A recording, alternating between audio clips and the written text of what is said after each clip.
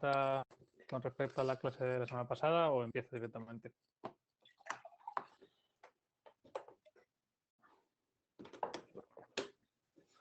Venga, pues seguimos. Entonces, por ponernos en contexto, recordar un poco por dónde íbamos.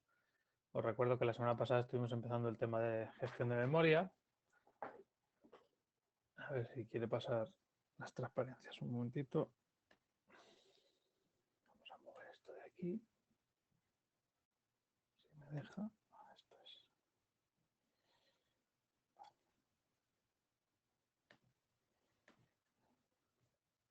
Vale. Y entonces estuvimos, si os por recordar un poco, estuvimos viendo lo que era, estuvimos viendo lo que era un esquema general de memoria en un computador hoy en día y cómo se... Perdón, se me ha olvidado que habíamos quedado en que íbamos a grabar las clases, así que voy a darle primero a grabar, antes de nada, no se me olvide. Ya está, ya hemos comenzado la grabación, os recuerdo que no podéis hacer uso de ella más que para vuestro propio estudio, no podéis difundirlo, etcétera. Pero bueno. Entonces, estuve la semana pasada contándoos, haciendo introducción a cómo funciona la memoria en un sistema de computador, en un sistema de propósito general, de cómputo de propósito general. Estuvimos viendo que el sistema operativo tenía que hacer de servidor de memoria y soporte de memoria virtual. Esas eran sus dos funciones principales, que teníamos un mapa de memoria que solo entendía de direcciones de procesador, pero no de direcciones físicas.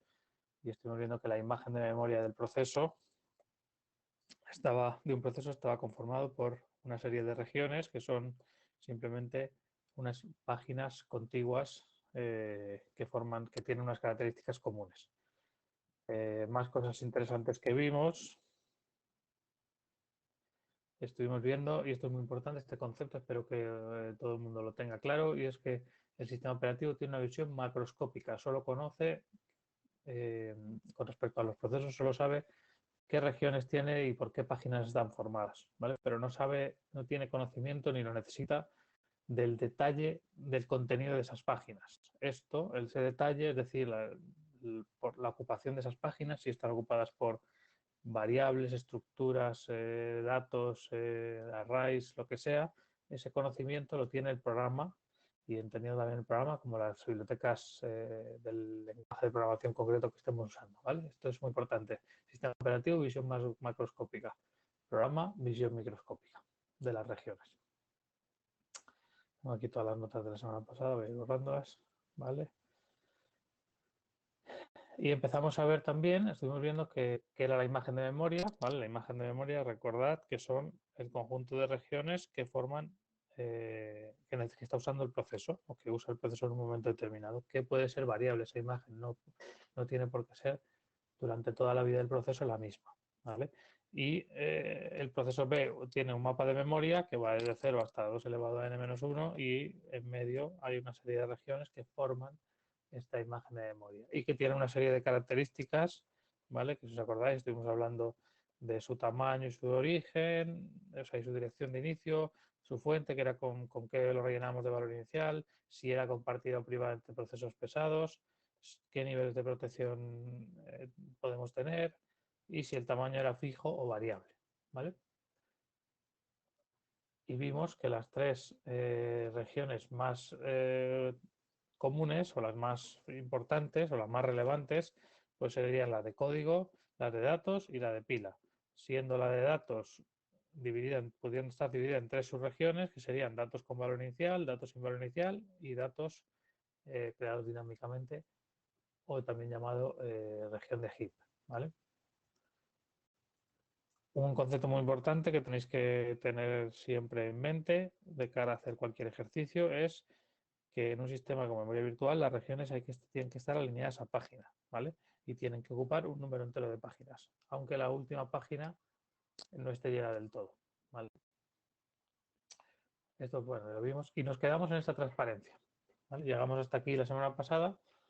Espero que no os perdierais demasiado en los conceptos anteriores y lo que estuvimos viendo, que algo ya llegamos a ver de esta transparencia, es que teníamos una serie de regiones que ya habíamos dicho, las típicas, código, datos, aquí como tres subregiones, ¿vale? Y pila, ¿vale? y estábamos discutiendo, el otro día estuvimos hablando de sus características y decíamos que el código texto va a ser compartido, ¿de acuerdo? Porque, como os recordáis de la semana pasada, espero que recordéis, habíamos comentado que si yo pongo un programa en ejecución varias veces y genero varios procesos a partir del mismo ejecutable, ¿vale? Si yo tengo un ejecutable que está en el disco duro y a partir de ahí pongo en ejecución, perdón, un proceso, el proceso P1, el proceso P2, el proceso P3, todos utilizando el mismo ejecutable, pues el código que van a ejecutar los tres va a ser el mismo. Por tanto, un ahorro posible de memoria es no tener que tener el código replicado varias veces, ¿vale? Entonces, esta región se suele compartir por defecto, ¿vale? En todos los sistemas operativos modernos. Si yo lanzo n instancias de un mismo programa, esos procesos que se generan compartirán la región de código, ¿vale? Veo que he perdido la cámara. No sé si he perdido la voz también. Bueno, en cualquier momento, si tengo que volver para atrás porque se ha cortado, me decís. Vale. Es que tengo tengo un segundo ordenador para ver lo que veis vosotros y estar un poco atento por si acaso, pues eso, se me va la conexión y yo no me veo en la cámara, en el otro, pero vamos, que no pasa nada. Fenomenal. Lo importante es la voz, pero más cosas. Entonces, otra región importante que vimos el otro día es la región de datos, ¿vale? La región de datos dijimos que podían ser tres regiones independientes o podía ser una única región con tres subregiones. La diferencia es que si son tres subregiones, como es a este caso, de aquí, de este ejemplo, pues el principio tiene que estar alineado a página y el tamaño de la región completa tiene que ser un número entero de páginas, ¿vale? Mientras que si están en regiones independientes, ¿vale? Pues cada región tendría que estar alineado a páginas. Y sus tamaños, independientemente, tendrían que ser múltiplos del tamaño de página, ¿vale? Tendría que tener un número de páginas entero, ¿vale? Y estuvimos viendo las características. Bueno, perdonad, en código de texto solamente he dicho compartido, pero nos faltaría decir, perdón, nos faltaría decir que es lectura-escritura, que tiene un tamaño fijo, el código no cambia a lo largo de la ejecución y que la fuente es el ejecutable. Esto que dice aquí fuente es el concepto que estamos intentando transmitir aquí con fuente sería de dónde extraemos el valor inicial de las páginas de esa región, ¿vale? Entonces, ¿de dónde sacamos el valor inicial de las páginas para el código, la región de código texto? Pues es el programa. Entonces, ¿dónde va a estar el programa que vamos a ejecutar? Pues estará en el ejecutable, ¿vale? En el fichero ejecutable, concretamente, para que se entienda bien, ¿vale? En el fichero ejecutable. ¿Y dónde está el fichero ejecutable? Pues el fichero ejecutable estará normalmente en el sistema de ficheros, ¿vale? Vamos a ver las siguientes. Datos con valor inicial será privada, ¿vale? Ya que cada proceso, datos con valor inicial, lo recuerdo por si no os acordáis, serían variables globales que tengan valor inicial, ¿vale? Son variables de lectura y escritura. En ningún momento hemos hablado de constantes, o sea, de variables constantes. El otro día os dije que las variables constantes normalmente se ponen en el código o en el texto, o sea, en la región de código o texto. ¿Por qué? Porque como son de solo lectura, pues nos aseguramos que tienen siempre esos permisos y no hay que complicarse más, ¿vale? Y además, como son de solo lectura, las podemos compartir entre distintos procesos, porque son de solo lectura. Entonces, para todos van a ser igual. Por eso, normalmente las variables constantes, o sea, las variables globales constantes, variables y constantes es un poco contradictorio, pero bueno, las constantes irían en el código texto, ¿vale? Aquí tendríamos las variables globales con valor inicial, que van a ser privadas a cada proceso, ¿vale? Para que un proceso no pueda escribir, cambiar esa variable y otro lo pueda ver. Van a tener lectura y escritura, van a tener un tamaño fijo y la fuente, fijaros, esto es interesante, la fuente de los datos con valor inicial tiene que ser el ejecutable. ¿De dónde vamos a sacar? ¿vale? Hemos hecho un programa que tiene int a igual a 3, ¿vale? Y ese es el código fuente, ¿vale? El punto C. Y de ahí hemos generado un ejecutable, ¿vale? ¿De dónde vamos a sacar que en la región de datos con valor inicial vamos a tener que dejar espacio para una variable y tenemos que darle un valor inicial de 3, ¿vale? Pues ese valor inicial de 3 tiene que estar en el ejecutable, en algún sitio escrito, ¿vale? Y por tanto la fuente de esa región va a ser el ejecutable, ¿vale? Esto es muy importante. La región o subregión de datos con valor inicial tiene como fuente el ejecutable, ¿vale? Mientras que la región de datos sin valor inicial, como no tenemos que darle valor inicial, imaginaros que tenemos solamente int a sin darle valor inicial, pues este 3 no hace falta tenerlo en el ejecutable porque no es necesario. Y lo único que tenemos que saber, eso sí, en el ejecutable tiene que estar dicho que tenemos que reservar espacio para a. En este caso, como es un entero, pues 4 bytes. Pero no tenemos que darle valor. Por tanto, su valor inicial va a ser rellenar con ceros, ¿vale? Esta flechita cero lo que estamos diciendo es que, lo que estamos intentando indicar ahí es que es cuando se crea una página nueva de de esa región, ¿vale? Pues se va a rellenar a ceros, ¿de acuerdo?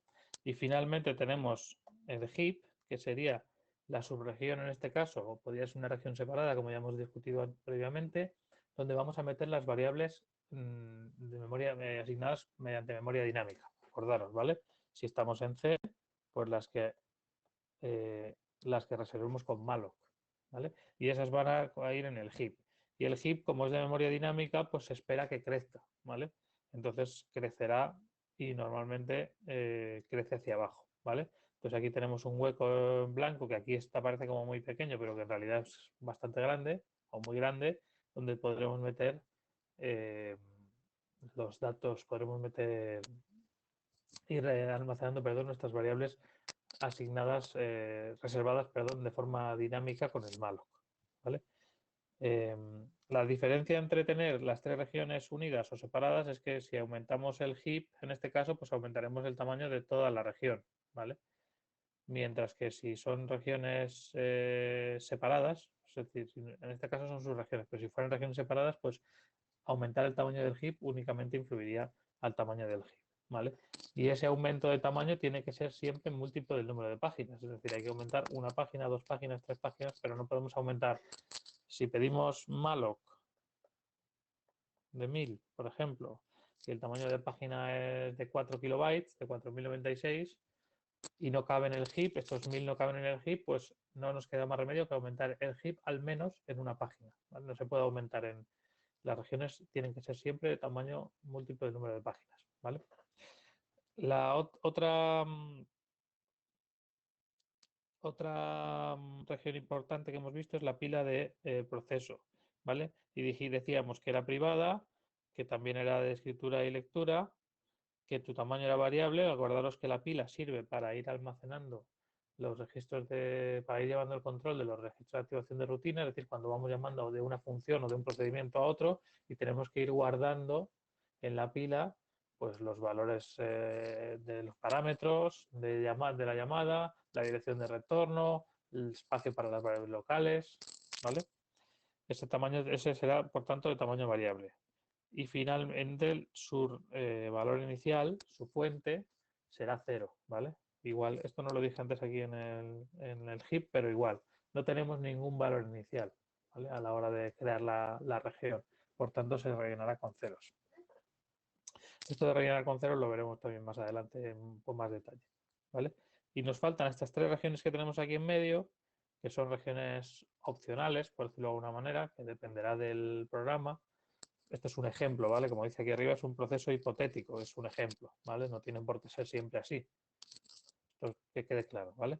Entonces, en este proceso vemos que además tenemos una región de fichero proyectado, ¿vale? Que un fichero proyectado ya lo veremos más adelante, pero es una manera de acceder a un fichero a través del sistema de memoria, como lo que haríamos sería mapear un trozo del fichero en unas direcciones concretas de memoria, ¿vale? Pero bueno, esto lo veremos más adelante. Entonces, este tipo de región puede ser compartida o privada, ya lo estudiaremos más adelante, dependiendo de si queremos compartir esa proyección con otros procesos o no, ¿vale? Acordaros que esto se refiere a esta columna de compartido se refiere a, a procesos pesados, ¿vale? Todo esto de aquí es sobre procesos pesados, ¿vale? Sus permisos serán variables, podemos cambiarlos sobre la marcha, o sea, podemos cambiarlos a la hora de crear la región, podemos decirle que proyectemos un fichero sobre lectura o lectura-escritura, ¿vale?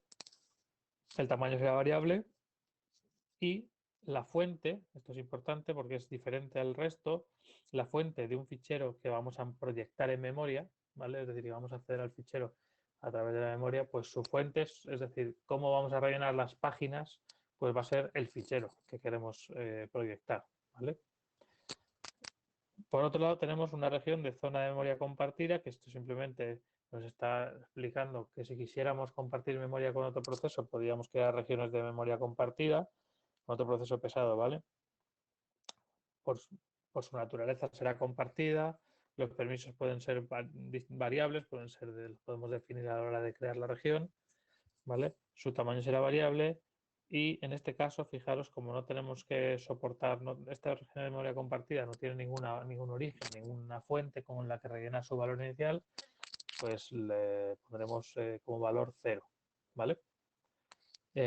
Y finalmente nos queda estas dos regiones de aquí, ¿vale? Digo dos regiones porque si veis hay un pequeño espacio aquí, ¿vale? Simplemente, bueno, pues este espacio está simplemente puesto aquí para que se entienda que son dos regiones separadas, pero bueno, que van más o menos unidas en cuanto a temática, ¿vale? Pero realmente van separadas. Hay veces que utilizamos código de bibliotecas que cargamos sobre la marcha, ¿vale? En tiempo de ejecución. Esto es muy interesante y lo estudiaremos más adelante, pero supongo que habéis oído alguna vez hablar en Windows, si trabajáis en Windows, habéis oído hablar de las famosas DLLs, ¿sí? En, en Linux se llaman SO, ¿vale? Y en OS X, si no me recuerdo mal, es DYLib, si no recuerdo mal, ¿vale? Estos son bibliotecas que sobre la marcha podemos cargar en nuestro mapa de memoria, podemos montar, se dice, sería el término correcto. Entonces, la idea de esto es que, esto lo veremos más adelante, pero la idea de esto es que podamos utilizar código, podamos cargar código dependiendo de si lo necesitamos o no. Si no lo vamos a usar, pues no lo cargamos y si lo vamos a usar, lo cargamos, ¿vale? Entonces, ese código que cargamos, que es de esas bibliotecas, ¿vale? Las bibliotecas serían como ejecutables en el sentido de que tienen código y datos, variables globales, ¿vale? Y la única diferencia entre una biblioteca y un programa de código de aquí arriba es que aquí no tenemos un punto de entrada inicial, no tenemos un main, no tenemos un sitio donde empezar la ejecución, ¿vale? Aquí lo que tenemos es simplemente nuestro código, perdón, sería aquí el código de la biblioteca dinámica, lo único que tenemos es, tendremos procedimientos o funciones, ¿vale? Pero no tenemos un punto de entrada main donde entrar a ejecutar, porque entonces no sería una biblioteca, sino que sería un, un ejecutable, ¿no? No sé si me seguís, pero bueno, haré énfasis más adelante en esto. Cualquier duda de nuevo, por favor, paradme y decidme lo que sea. Si os fijáis, la región de código será independiente de la región de datos y estas regiones de datos de aquí pueden ser dos subregiones, como en este caso tenemos en subregiones, o podrían ser regiones independientes, ¿vale? En este caso, como por seguir la misma filosofía que aquí arriba, pues la región de datos está formada por subregiones. Y fijaros, aquí tenemos el código de biblioteca que tiene las mismas características que el ejecutable, que el código del programa, ¿vale? Es compartido, tiene lectura y escritura y es fijo. Esto de compartir es muy interesante porque si tenemos varios programas que utilizan la misma biblioteca, pues no tendremos que traerla a memoria, no tenemos que tener la memoria varias veces replicada, sino que se puede compartir. Entonces, esto es todavía más interesante que el tema del código, ¿no? Imaginaos que tenemos 20 programas en ejecución que todos utilizan la librería de C, libc, por ejemplo, Linux SO, ¿vale? Se llamaría. SEO viene del inglés Shared Object, ¿vale? Objeto compartido. DL era Dynamic Library Dynamic Link Library en Windows, y en Mac era DYLib, que significa Dynamic Library, ¿vale? Pero los tres conceptos son lo mismo. Son ficheros, ¿vale? Que están en el sistema de ficheros, ¿vale? Y que tienen código, ¿vale? Que podemos utilizar y cargar dinámicamente. Y podemos tener varios programas que utilicen ejecutables distintos, por ejemplo, este es el ejecutable 1, este es el ejecutable 2, ¿vale? Y tenemos un proceso que utiliza ese ejecutable y un proceso 2 que ejecuta ese otro, pero ambos utilizan libc, por ejemplo, ¿no? Entonces podrían compartirlo. Esto es muy interesante. Entonces esto ahorra bastante. Si tenemos, como decía, 20 programas que utilizan toda la biblioteca libc, solo tendríamos que tener una copia de la misma, ¿vale? Entonces, la diferencia entre el código texto y la biblioteca dinámica, ¿vale? La diferencia principal en sus características es la fuente. La fuente del código texto, es decir, el programa del proceso, está en el ejecutable, es decir, en este ejecutable de aquí o en este para este proceso, mientras que el código de la biblioteca no está en el ejecutable, sino que está en la propia biblioteca, ¿vale? Aquí, en el fichero de la biblioteca. O sea, aquí donde pone ejecutable, esto significa fichero ejecutable, ¿vale? Y donde pone biblioteca, esto significa fichero biblioteca, ¿vale? Este es el fichero de la biblioteca. En este caso, libc.seo, en este ejemplo, ¿vale? Es un fichero donde está el código. Y en ese fichero también tenemos que tener más cosas, como por ejemplo los datos con valor inicial, ¿vale? De la biblioteca. Si la biblioteca necesita variables globales, pues no nos queda más remedio que en ese caso que tener una región para ellas, ¿vale? Y se van a leer igualmente sus valores iniciales del fichero de la biblioteca, ¿vale? Porque el fichero de la biblioteca, las dos cosas que tiene más importantes con respecto a la creación de la imagen de memoria es que va a tener el código y las variables y los valores de inicialización de las variables globales con valor inicial, ¿vale? Mientras que las que no tienen valor inicial, son estas de aquí, sin valor inicial, pues van a tener las mismas características de privado, escritura y lectura, tamaño fijo, pero se van a rellenar con ceros, ¿vale? Y ahora habría un par de preguntas que yo os haría para intentar un poco también que habléis y penséis un poco en esto. ¿Qué pasa con, por ejemplo, yo creo que ya lo hablamos la semana pasada, como repito esta clase también en el grupo 51, pues a veces es difícil saber dónde surgieron las preguntas, si en un grupo o en otro. Entonces no me recuerdo si aquí hablamos de los threads. Entonces la pregunta que os hago es, bueno, ¿qué pasa con los threads? ¿Los threads comparten regiones? ¿Cuáles comparten? ¿Por qué tenemos dos pilas de threads aquí? ¿Qué regiones comparten los threads? Animaos. Venga, que no parezca que estoy yo aquí solo. Habla. Vale, muchas gracias a ambos. No veo vuestros nombres, un momentito, a ver. Vale, Carlos y Julián, muchas gracias. Efectivamente, esto es muy importante, que no haya dudas, que comparten todas las regiones salvo la pila. Cada thread tiene su propia pila, que es la que le indica por dónde va ejecutando y va guardando el estado local de las funciones que va ejecutando, pues va guardando los argumentos, las variables locales, ¿vale? Y cada uno tiene su propia pila. Si tenemos 10 threads, pues necesitaremos 10 pilas, ¿vale? Pero el resto será todo compartido. Por eso los threads pueden acceder al mismo código, ejecutan el mismo código, así que acceden al código, pueden acceder a las variables globales, pueden acceder todos al heap, pueden acceder todos al fichero proyectado, pueden acceder todos a la edición de zona compartida, acceden todos a los datos de biblioteca, al código y a los datos, perdón, acceden a cualquier región, ¿vale? Excepto la pila que es independiente y es privada para cada thread. Cada thread tiene la suya propia. Y os hago otra pregunta que soléis tener dudas, por si no os lo habéis preguntado. ¿Por qué tenemos en los datos con valor inicial y sin valor inicial, en esta región de datos, tenemos heap, pero en la biblioteca, fijaros, no tenemos heap? ¿Qué pasa? Imaginaros cuando el código de biblioteca, aquí hay funciones, ¿vale? En este código de biblioteca hay funciones. Imaginaos, aquí podríamos tener el código de cómo se implementa el printf, por decir algo, o el código del malloc. ¿Qué pasa, por ejemplo, si el printf necesita utilizar el heap? ¿Qué pensáis?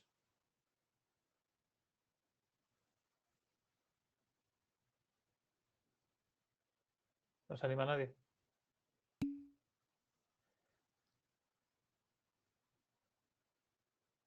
Correcto, Julián. Utiliza el del propio proceso, ¿vale? Heap el heap es el que hay aquí arriba. La realidad, también os digo, aquí os damos una visión simplificada para que sea didáctico. La realidad es un poco más compleja que esto, ¿vale? Pero bueno, si alguien tiene interés en algún momento, podemos tirar del hilo y contaros, puedo contar un poco más cómo funciona. Pero la idea es que diríamos que no necesitamos un heap aparte, porque cuando este código de aquí, ya me imaginaros, no hay una función de biblioteca como el printf, imaginaros que necesita hacer un malloc por dentro, pues el malloc lo que hace es utilizar el heap del proceso. Y ya está, ¿vale? Heap solo va a haber uno, en principio. Puede haber más zonas de heap, pero no quiero meterme en eso, ¿vale? Porque eso sería complicarnos demasiado. Pero la idea es que todos los threads pueden compartir el heap y el código de biblioteca que se ejecute aquí, este código está aquí, pues también compartirá el heap, ¿vale? Y no sé si habéis planteado, supongo que habéis estudiado, sí, supongo que como habéis estudiado en estructura de computadores, que tenemos el contador de programa, ¿no? El registro PC, ¿no? Esto lo habéis estudiado. Y el contador de programa lo que va haciendo es va apuntando a direcciones de código donde vamos ejecutando, ¿vale? ¿Y qué pasa si llamamos a una función de biblioteca? Pues que el contador de programa pasa a apuntar a código de biblioteca, ¿vale? Y cuando terminamos del código de biblioteca, el contador de programa vuelve a apuntar a código del programa, ¿vale? Cuando terminamos la función. Es decir, por ejemplo, llamamos a printf, pues saltamos a la biblioteca correspondiente, donde está el printf, o si llamamos al malloc, por ejemplo, que también es una llamada de biblioteca, y cuando terminemos, volvemos, ¿vale? Y otra cosa importante es que aquí solo hay una biblioteca, ¿vale? Pero la realidad es que podemos tener, por un programa normal puede estar usando 3 4 5 20 bibliotecas dinámicas, ¿vale? Entonces habrá 20 réplicas, 20 regiones. Acordad que son dos regiones, ¿vale? La de código y la de datos. O sea, habrá 20 veces este mismo esquema para cada biblioteca, ¿de acuerdo? Esto es importante. O sea, no es que tengamos solo no es que todas las bibliotecas estén aquí. Eso no tendría sentido. Es que cada biblioteca tiene su código y sus datos en su región, ¿vale? Su región de código y su región de datos. Y se rellenarán cada uno con su fichero específico de la biblioteca, ¿vale? Es distinto si tengo el libc.so y yo luego he creado una biblioteca que se llama mi biblioteca.so, pues cada uno tendrá su región independiente, ¿vale? O sea, cada uno tendrá sus regiones independientes y apuntará a la fuente a donde toque, ¿vale? Al fichero que toque. ¿Dudas?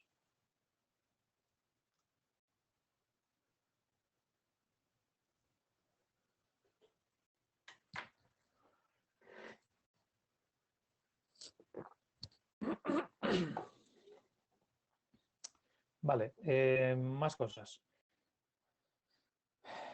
Aquí más o menos en esta transparencia lo único que se recoge es lo mismo que yo ya os he comentado previamente en el dibujo.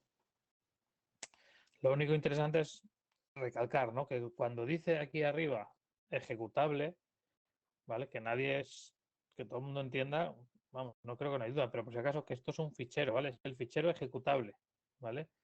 Y esto es el fichero ejecutable. ¿Mm? Y más cosas. En la región de pila, os he dicho que sirve para ir, para meter en las regiones perdón, la rutina de activación los registros de activación de rutinas, es decir, para ir creando la información necesaria para llamar a funciones o procedimientos. Pero también hay unos valores en la pila inicial que pueden ser distintas cosas, pero en principio lo más importante serían las variables de entorno y los argumentos del programa, ¿vale? Las variables de entorno son esas variables que se definen en la shell. No sé si habéis estudiado ya algo de esto de variables de entorno, pero tenemos una serie de variables de entorno que son pares nombre-valor y que el proceso las va a heredar de la shell y puede utilizarlas para definir, para consultarlas en cualquier momento y cambiar el comportamiento dependiendo de las variables de entorno, ¿vale? Y por último, los argumentos del programa, es decir, cuando ejecuto un programa que se llama, aquí pongo prog, y pongo argumento 1, argumento 2, tanto el nombre del programa como los argumentos, estas tres cosas, van a ir en la pila, ¿vale? Para poder, ahí es donde va a estar, cuando tenemos una función main que se llama int main y tiene argv y argc, bueno, me faltan los tipos, ¿vale? Pero da igual, para que quepa, pues argv y argc van a estar en esta parte de aquí, en la pila inicial, ¿vale? Y van a tener ahí un espacio para tener todos los valores que tengan, la memoria necesaria que tengamos para almacenar los valores de argv y argc, ¿vale? Más cosas. El soporte, la región de heap, yo creo que ya lo hemos hablado. Soporte de memoria dinámica, gestionada por el lenguaje normalmente. Bueno, gestionada por el lenguaje, vamos a dejarlo ahí. Porque podríamos hacer nuestro propio gestor, pero sería mejor que lo hiciéramos en otra región y no en la de heap para no chocarnos con el malloc. Para no... Pero bueno, esto es un tema más avanzado, ¿vale? Así que lo dejamos ahí. Esto lo controla el programador, la persistencia, es decir, si los datos cuánto tiempo viven y cuánto no, si sigue habiendo espacio si sigue teniendo espacio en el heap o no, hay que controlarlo nosotros, ¿vale? Por eso hay que tener cuidado si hacemos algo del tipo, imaginaros, ¿no? Int puntero a A, ¿vale? Malloc y 4 esto sería size of int, ¿no? Pero por resumir pongo 4 que sería el size of int, ¿vale? Luego hago un free de A, ¿vale? Y luego quiero usar A, por ejemplo, ¿vale? Si tengo estas tres líneas, primero hago el malo, luego hago el free y luego quiero usar A, pues esto nadie se va a quejar, el compilador le va a parecer perfecto y a la hora de ejecutar, pues seguramente lo que esté ocurriendo es que estamos accediendo bueno, sería poner el puntero por delante, ¿vale? Estamos accediendo a lo que apunta A cuando habíamos hecho un free, ¿vale? Y ya esa variable ya no deberíamos referenciarla porque hemos hecho un free previamente y el comportamiento puede ser inesperado. Seguramente encontremos el valor porque aquí entre medias no hay nada, pero si en el medio hubiera código que utilizara la memoria dinámica, pues es probable que se hubiera sobrescrito ese dato en la región de heap y nos encontráramos basurilla o cosas que no nos esperáramos y el programa se comportaría erráticamente, etcétera, que es uno de los problemas típicos que soléis tener a la hora de programar, que los programas se comportan raros, hacen cosas raras que no os esperáis y simplemente por un mal manejo de la memoria dinámica, ¿vale? La memoria compartida no hay mucho más que decir, yo creo que ya lo hemos visto también, o sea que no me voy a extender más. El fichero proyectado lo mismo, no hay ningún detalle que me haya saltado. Las pilas de thread, ya hemos dicho que necesitamos una pila de thread una región de pila por cada thread, ¿vale? Eso es importante. Y serán unas pilas con las mismas características que la del proceso inicial. Es decir, con las que hemos puesto aquí arriba, ¿vale? Es decir, privado, escritura lectura, de tamaño variable y rellenar a ceros. Y finalmente, bibliotecas dinámicas, que ya os he dicho que son regiones asociadas al código y datos de cada biblioteca dinámica. Es decir, tenemos que tener una región de biblioteca dinámica, bueno, en este caso dos regiones, ¿vale? La de código y datos por cada biblioteca dinámica, como he dicho. Y ahora a ver si consigo pasar de página. Vale. Venga, pues vamos a seguir con el contenido. Ya hemos visto las características de las regiones, ¿vale? Y qué regiones principales tenemos. Entonces vamos a seguir con más contenido. Entonces, lo siguiente es cuando creamos las regiones, ¿vale? Las regiones de memoria principalmente se crean al hacer un fork, ¿vale? Creamos nuevas regiones de memoria, las duplicamos, ¿vale? ¿Vale? Imaginaros que tengo un proceso, ¿sí? Este proceso tiene sus regiones de memoria. Pues si este proceso hace un fork, pues tendremos un nuevo proceso copia del anterior o el hijo del anterior y tendremos que duplicar todas sus regiones, ¿vale? Este sería el primer caso. En el caso de un fork hay que crear nuevas regiones. Otra opción sería cuando cambiamos el programa del proceso, cuando hacemos un exec, ¿vale? Cuando hacemos un exec tenemos un proceso, ¿vale? Que estaba ejecutando un ejecutable determinado, ¿sí? Tiene un mapa de memoria concreto, ¿vale? Si este proceso hace un exec, ¿vale? Lo que está haciendo es decirle, bueno, oye, ejecútame el ejecutable 2, ¿vale? Bueno, esto es pseudocódigo para que nos entendamos, ¿vale? El ejecutable 2 está aquí,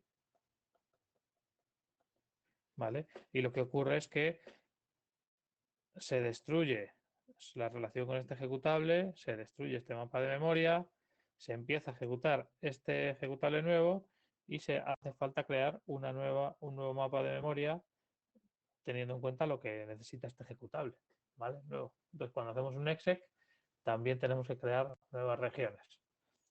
Y finalmente, pues tenemos una opción de crear regiones pues en casos determinados cuando es necesario. Pues por ejemplo, volviendo para atrás, cuando queremos proyectar un fichero, ¿vale? Pues en ese momento crearemos una región nueva. O cuando queremos crear una región de zona de memoria compartida, también. O cuando cargamos una biblioteca dinámica, pues tendremos o bien dos regiones, con la región de código y la de datos, siendo la región de datos estando la región de datos formada por dos subregiones, o bien podríamos tener tres regiones, ¿vale? Código de biblioteca, código de datos de valor inicial y código de datos de valor inicial de la biblioteca, ¿vale? Pero el caso es que la idea es que quería transmitiros es que hay momentos en la ejecución en las que vamos a necesitar crear regiones, ¿vale? Entonces tenemos tres casos, en el fork, en el exec o cuando se solicita una nueva región, ya sea de forma explícita o implícita. Pero bueno, esto lo veremos también más adelante. ¿Alguna duda? Porque con esto más o menos doy por terminada la explicación general. Luego voy a entrar luego vamos a hacer un ejemplo más detallado y vamos a ver más cosas. Pero en general sería esta la explicación principal sobre el mapa de memoria, las regiones, ¿vale? Y parte de la función que tiene que hacer el sistema operativo con respecto a su función como servidor de memoria, ¿vale? ¿Dudas? Estoy yendo muy rápido, muy despacio, cualquier cosa me decís, ¿vale?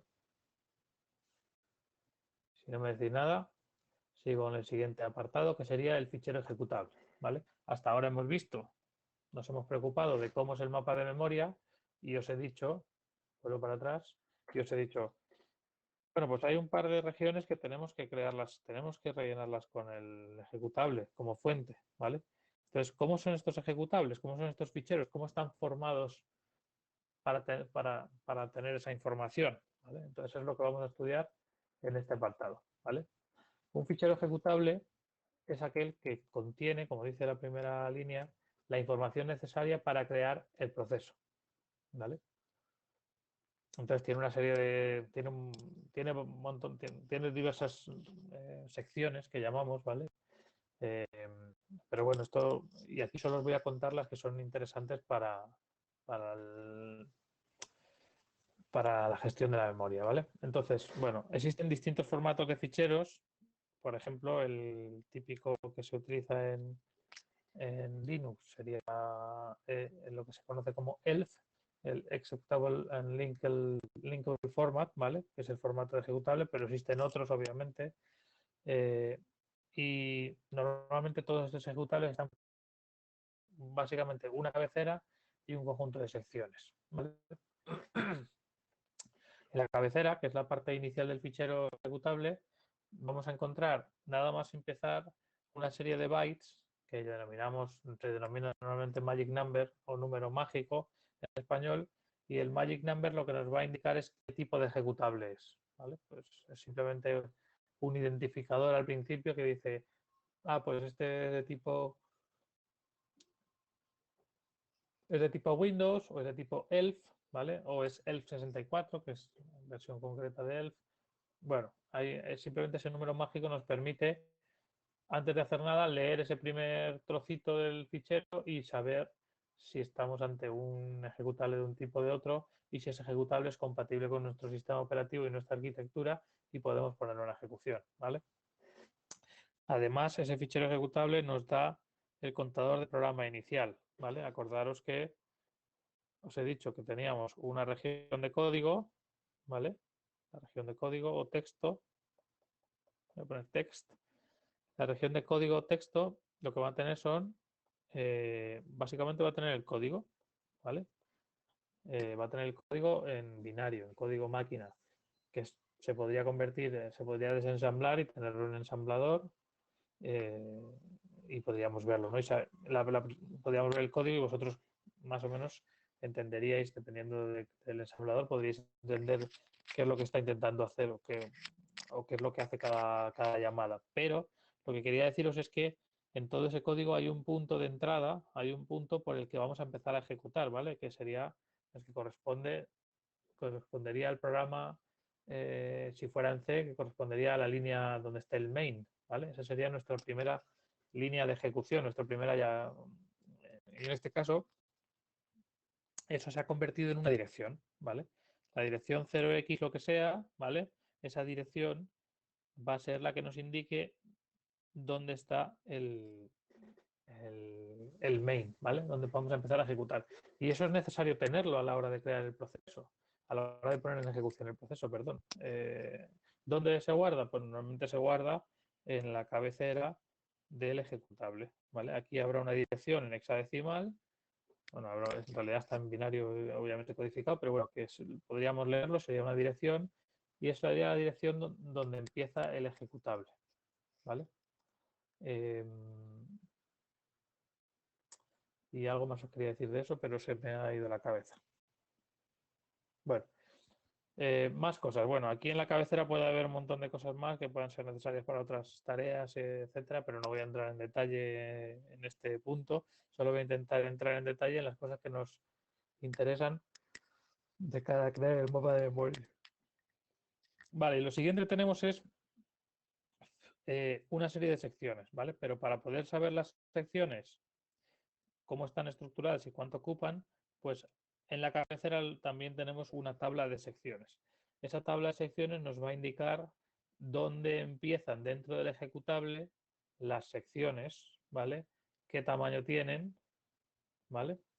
Y para poder luego usarlas a la hora de crear el proceso, ¿vale? A la hora de poner en ejecución el proceso. Entonces, la primera parte que tendrá, en este caso, esto es un ejemplo, pero bueno, suele ser así, pues tendremos el texto, ¿vale? Este será el programa, que será lo que tenemos que copiar, lo que usaremos como fuente para las páginas de la región de texto, ¿vale? De la región de código.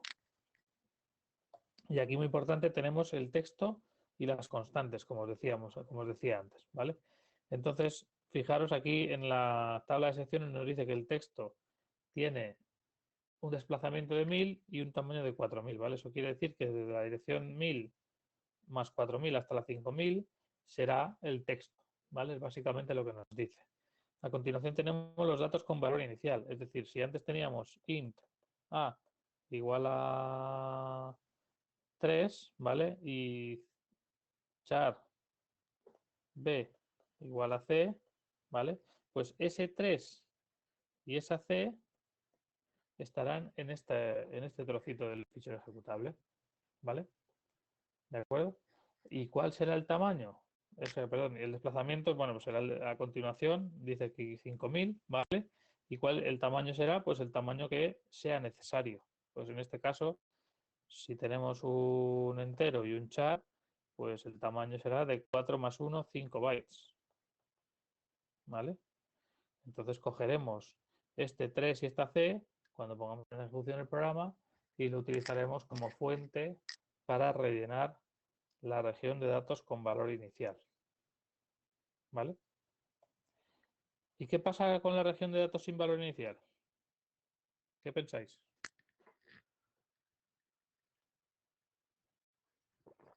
Fijaros, aquí en la transparencia dice cero desplazamiento, o sea, no, el desplazamiento no es necesario y nos dice el tamaño.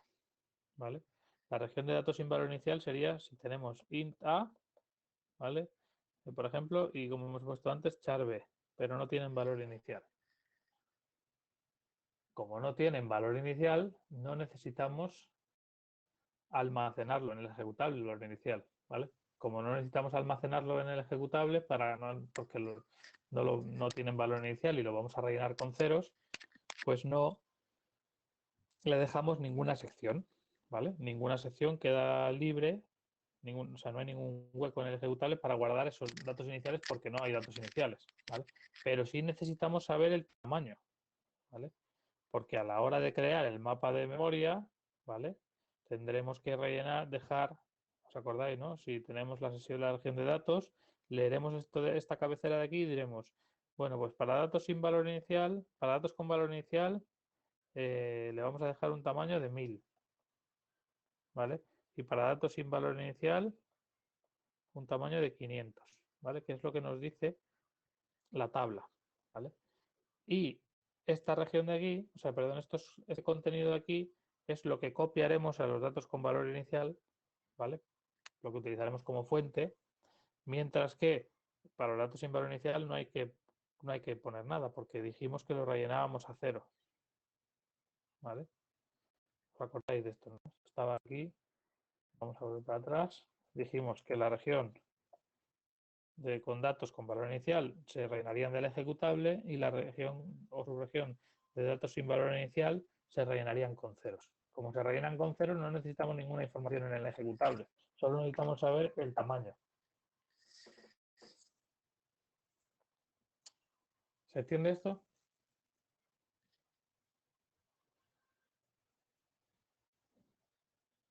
Vale.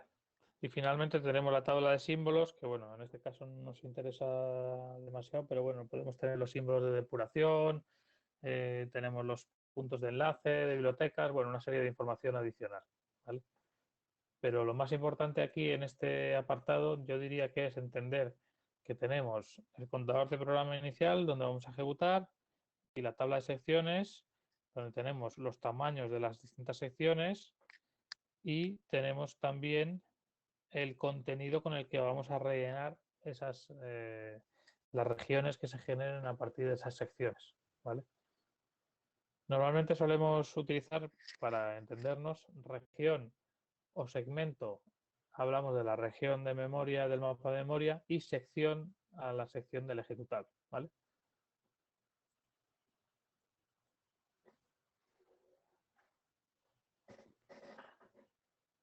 Bueno, y aquí lo único que dice es que tenemos dos secciones principales, que sería la de código y la de datos con valor inicial, como ya os he explicado.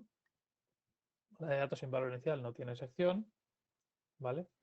Y podemos tener otras secciones que tampoco son muy interesantes en este momento, pero bueno, que podrían ser la tabla de símbolos para depuración y montaje dinámico, o la lista de bibliotecas dinámicas que se van a usar, etcétera. Pero bueno, eso eh, no es tan importante en este momento. Y es interesante también esto último que se comenta aquí, que ya más o menos lo he anticipado. Lo que pasa es que no lo he anticipado para variables globales y pilas. Os he dicho que los datos estáticos sin valor inicial no tienen sección porque no hay que rellenarlos con ningún dato, ¿vale? Por tanto, las variables globales no inicializadas no tienen sección, aunque es necesario que aparezcan en la tabla de secciones para saber su tamaño, ¿vale? ¿Qué pasa con las variables locales y la pila? ¿Por qué no tenemos secciones? Bueno, pues la pila hemos dicho que la rellenábamos con cero, así que no necesitamos tener ninguna sección, ¿vale? Para ello. Y las variables locales hemos dicho que van en la pila y se van creando sobre la marcha según vamos ejecutando. Así que de nuevo tampoco tenemos ningún espacio para ellos, no necesitamos tener ninguna sección ni ningún valor inicial, porque ese valor inicial no se va a proyectar sobre ninguna región, ¿vale? No va a ser fuente de ninguna región.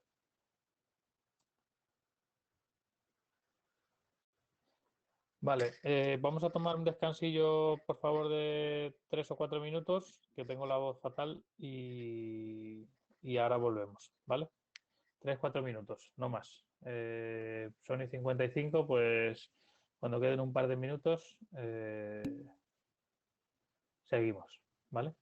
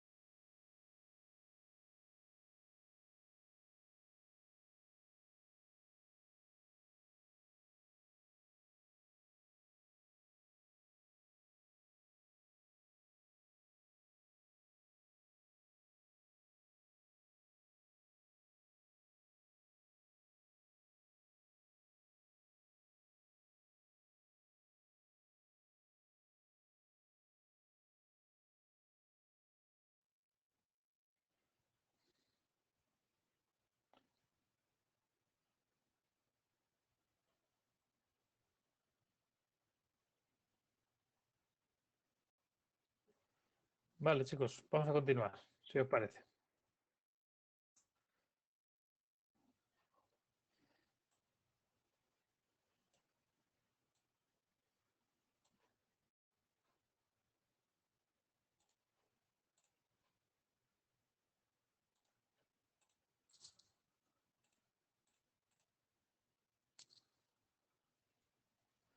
Vale. Venga, pues entonces vamos al siguiente apartado el siguiente apartado que nos habla de variables globales frente a variables locales, ¿vale? Entonces, es muy importante que entendáis la diferencia entre uno y otro, ¿vale? Eh, ¿Me estáis oyendo, verdad? Sí, yo creo que sí. Vale. Gracias, Julián. Que a veces estás aquí frente al ordenador y es difícil, es complicado saber si todo va en orden o no. Así que vosotros, cuanto más realimentación me deis, mejor.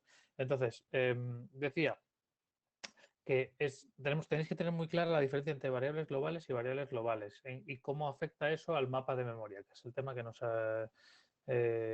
aborda, es lo que te abordamos en este tema, perdón. Entonces, las variables globales también se suelen llamar estáticas, ¿vale? Son aquellas variables que se crean al iniciarse el programa, que viven durante toda la ejecución del programa y tienen una única dirección fija en memoria y también si tienen valor inicial, tienen una dirección también única en el ejecutable, ¿vale? La idea es que si vosotros cogéis una variable global, lo podéis probar hacéis un programa y ponéis una variable global, ¿vale? Podéis imprimir 20 veces la dirección de la dirección de esa variable global y siempre va a ser la misma, ¿vale? Nunca va a cambiar. Es una variable que está en un sitio concreto del mapa de memoria y siempre va a estar ahí, ¿vale? Hay un tipo de variables que también se comportan como variables globales que serían las variables estáticas. No sé si tenéis un conocimiento suficiente de programación en C como para haber utilizado este tipo de variables. Son las que se definen como variables locales, ¿vale? En un procedimiento, pero se le añade por delante el modificador static, ¿vale? Si añadimos el modificador static a una variable local, automáticamente lo que hacemos es convertir esa variable en global, ¿vale? Es una variable, se convierte a todos los efectos de cara al sistema operativo en una variable global. Lo único que solo lo vamos a poder utilizar en el ámbito de ese procedimiento o función, ¿vale? Es decir, si tenemos una función que se llame X, mi función, ¿no? Y dentro tengo una variable static int a, ¿vale? Esa variable va a ser a todos los efectos como una variable global, ¿vale? De cara al sistema operativo. Es decir, va a tener siempre va a crearse al iniciar el programa, va a tener un único, va a existir durante toda la ejecución del mismo, la dirección va a ser fija en memoria, ¿vale? Se va a tratar a todos los efectos como una variable global, lo único porque es una variable global realmente, pero de ámbito local, o sea, de uso exclusivo en local en ese procedimiento, ¿vale? No sé si conocéis este tipo de modificador static, pero bueno, ahí haremos un ejemplo más adelante, ¿vale? Entonces, las variables globales y estáticas se tratan por igual, ¿vale? Y por otro lado tenemos las variables locales y los parámetros, ¿vale? A diferencia de las variables globales, las variables locales son dinámicas, ¿vale? Las variables globales siempre están en un sitio, pero las variables locales se van creando, se les va reservando espacio en la pila dinámicamente, ¿vale? Se crean normalmente dentro del RAR, dentro del registro de activación de rutina. Esto quiere decir que cuando yo voy a entrar en una función que tiene dos argumentos, ¿vale? Imaginaos que voy a entrar en una función que se llama, perdón, voy a entrar en una función que tiene un entero int a y un char b, ¿vale? Pues el espacio para este entero y para este char se le va a reservar en la pila, ¿vale? En la pila, cuando entremos en esa función, se le va a reservar espacio, ¿vale? El espacio para A y el espacio para B. ¿De qué tamaño? Pues el tamaño que necesitemos. Si el entero necesita 4 bytes, pues 4, y si el char necesita 1, pues 1 byte, ¿vale? Esa es un poco la idea. Y si dentro de la función vuelvo a llamar a la misma función, por ejemplo, hago una llamada recursiva que se denomina, pues tendré que dejar espacio de nuevo para una nueva copia de A y una nueva copia de B, ¿vale? Y así la pila irá creciendo, ¿vale? O decrementando según vaya avanzando la ejecución, ¿vale? Entonces, diferencia, las variables globales son estáticas, se crean estáticamente al iniciar el ejecutable, ¿vale? O sea, al poner en ejecución el programa, ¿vale? Y crear el proceso. Sin embargo, las variables locales son dinámicas, ¿vale? Y se crean, su espacio se les asigna dentro del registro de activación de rutina, ¿vale? Que es el trocito de memoria que dejamos eh, para los argumentos y las variables locales de la rutina, y también pues se suele meter el último puntero de marco, la dirección de retorno, etcétera, ¿vale? Bueno, esto en principio lo que es un RAR, una registro de activación de rutina, deberíais haberlo estudiado ya previamente. Si alguien tiene dudas, pues que me pregunte. Entonces, como digo, se crean al invocar la función, ¿vale? Cuando invocamos la función, creamos el RAR y dejamos espacio para las variables locales y parámetros en ese RAR, ¿vale? Y su valor inicial se establece por el propio código. Es decir, es el texto, ¿vale? El que si tenemos una variable local en un procedimiento que tiene un valor de 3, es el propio código el que va a guardar ese valor de 3, ¿vale? A diferencia que ocurre en las variables globales, como las variables globales se crean al iniciarse el programa y están ahí de por vida, esas las rellenamos, si son variables globales con valor inicial, las rellenamos a partir del ejecutable, ¿vale? Pero en este caso, en el caso de las variables locales eh, que tengan valor inicial, su valor inicial se establecerá por el propio código, ¿vale? Es el código el que dirá, bueno, pues una vez que ya se ha reservado el espacio en el registro, en el RAR, ¿vale? En el registro de activación de rutina, se reserva espacio para la variable local, la que sea, pues la voy a poner el valor que corresponda como valor inicial, ¿no? Es decir, si por ejemplo tengo una función tengo una ¿vale? Lo que sea, con unos argumentos, los que sean, y tengo una variable local que es in variable local ul igual a 3, ¿vale?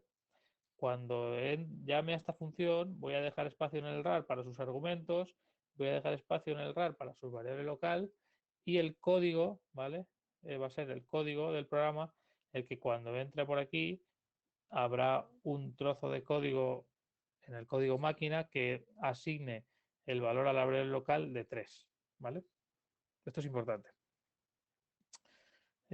Más cosas. Se destruyen al retornar, ¿vale? Esto es importante. Se destruyen al retornar. ¿Esto qué quiere decir? Quiere decir que si la pila, si yo llamo una función, ¿vale? Esto es la pila, imaginaros, y llamo una función, pues creo su RAR, ¿vale? Y si esa función llama a otra función, crea el RAR de la otra función, ¿vale? Y la pila va creciendo, ¿vale? Y el puntero de pila va apuntando a, a la cabeza, ¿no? De la pila.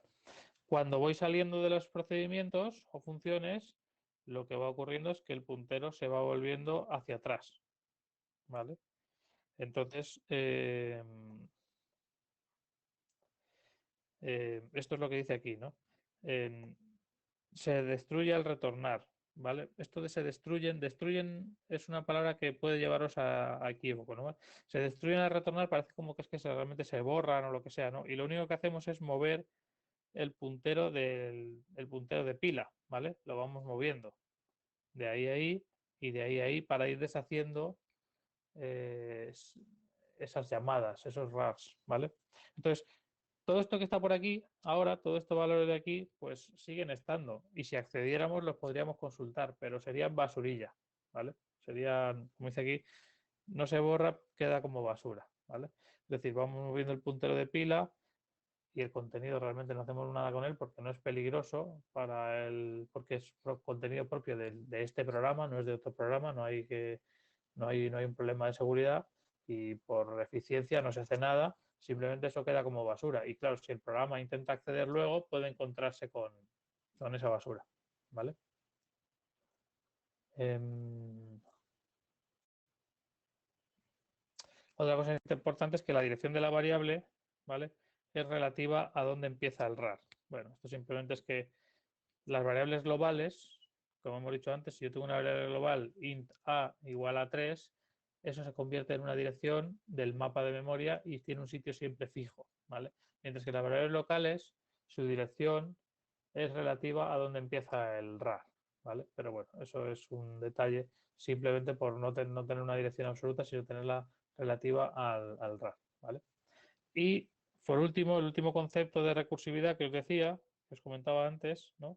En la recursividad, fijaros que es interesante porque si yo tengo un programa, yo tengo un programa así que tiene una función que voy a llamar recursivamente, que tiene un argumento, tiene una variable local, pues como hemos dicho antes, ¿no?, que teníamos una variable local VL, pues cada vez que llamemos a la función tendremos un nuevo RAR, ¿vale?, con una copia de ese, con un espacio para esa variable local, ¿vale?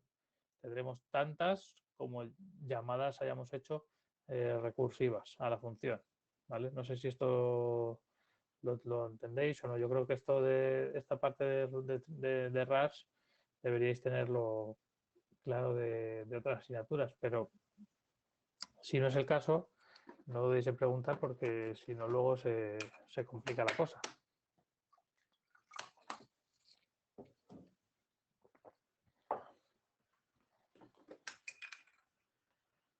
¿Dudas? Venga, pues seguimos. Vale. Entonces, una vez que tenemos más o menos clara la diferencia entre variables globales y locales, lo siguiente que vamos a ver es cómo crear la imagen de memoria de un programa a través de su ejecutable. Esto en principio ya os lo he ido avanzando a lo largo de todo el...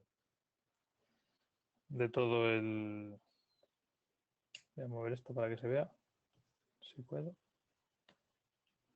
Vale.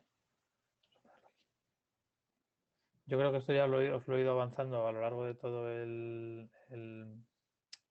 capítulo, ¿vale? Pero bueno, por tenerlo claro, ¿vale? Cuando queremos poner un ejecutable en ejecución y crear la imagen de memoria de un proceso, ¿vale? Pues no nos queda más remedio que crear las regiones, ¿vale? Y rellenarlas. Entonces, lo que vamos a hacer es mirar en el ejecutable, ¿vale? Esto podría ser un problema que se os dé también en clase, ¿no?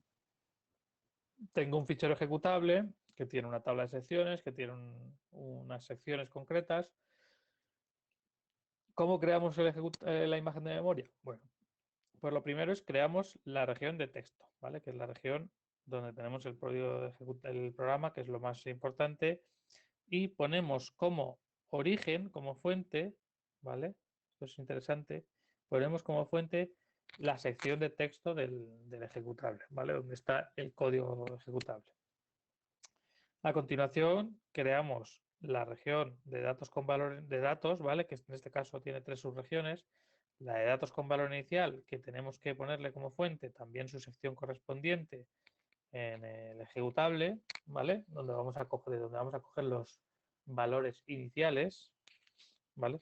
Tenemos que crear la región de datos sin valor inicial, pero la vamos a dejar a ceros, la vamos a marcar con rellenar a ceros, y su tamaño, es decir, este tamaño que tenemos aquí lo tenemos que coger de la tabla de secciones, ¿vale? Para saber qué tamaño tenemos que cogerlo de la tabla de secciones.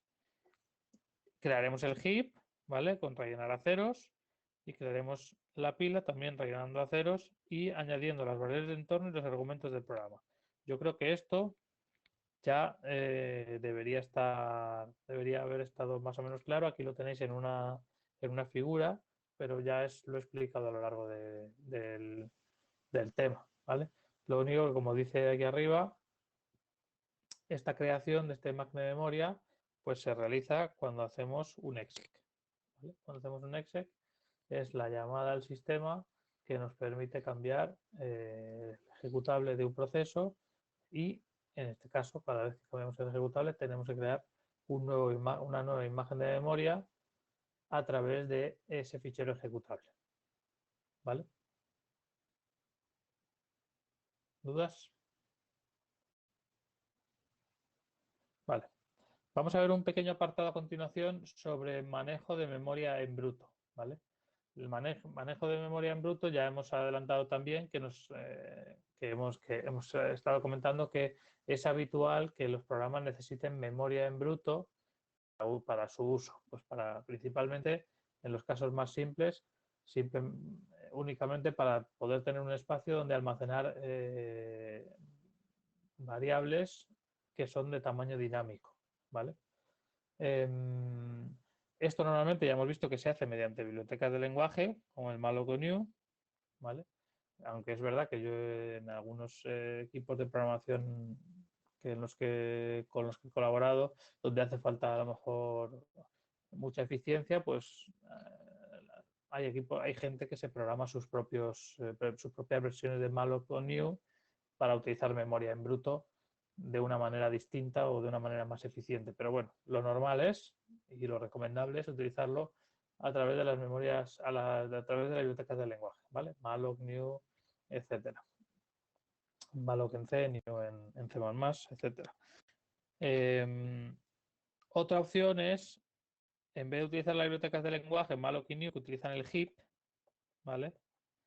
Podemos utilizar memoria en bruto, obtener memoria en bruto llamando al sistema operativo, ¿vale? Y esto lo veremos más adelante, pero tenemos dos opciones principales. Proyectar un fichero en memoria, crear una región de memoria compartida, perdón, o pedir simplemente una región de memoria anónima sin fichero asociado, sin fichero proyectado, que podemos utilizar como memoria en bruto, ¿vale? Pero la idea en todos los casos, en estos tres casos, ¿vale? Incluso en el malloc y en el new, es que el programador, ¿vale? O el programa recibe un puntero, ¿vale? Tanto el malloc cuando por dentro necesita hacer incrementar la memoria, como cuando nosotros hacemos una proyección del fichero, como cuando hacemos una memoria compartida o pedimos una nueva región de memoria anónima, pues en todos esos casos lo que obtenemos es un puntero, ¿vale? Un puntero al mapa de memoria, ¿os acordáis? Que es gigante y nos va a dar un puntero y a partir de ahí, si le hemos pedido que la región tenga un tamaño, por ejemplo, de 1000, pero el tamaño de página es 4096, 4 kilobytes o kilobytes, pues nos dará una región nueva de tamaño de página, ¿vale? En este caso tamaño de página porque he dicho que sea de 1000 y he dicho que el tamaño de página es 4096, pero independientemente de eso, siempre nos va a dar un tamaño que esté alineado, no, que sea un número múltiplo del tamaño de página, ¿vale? O sea, que tenga un número de páginas entero, ¿vale? Y además P, el puntero, siendo en estos casos de aquí, como son unas regiones nuevas, pues siempre van a tener una dirección que sea múltiplo del tamaño de página, ¿vale? Y en esta memoria, pues ya podemos hacer lo que queramos con ella, ¿vale? A nivel de programa. Entonces, esta es un poco de nuevo la dualidad entre el sistema operativo, que tiene una visión macroscópica, como os dije al principio, y el otro día insistí mucho en ello, que sabe que hemos pedido una región y nos la va a crear y que tiene unas características y que tiene una dirección de inicio y que tiene un número de páginas de tamaño, esa es la visión macroscópica, y después el programa es el que se va a encargar de tener esa visión microscópica y dividir esto en distintas partes para guardar distintas variables, ¿vale? Y esto lo podemos ver en la siguiente transparencia, ¿no? Donde hemos cogido ese espacio en bruto y lo hemos dividido en 4 trozos donde vamos a almacenar 4 variables, ¿vale?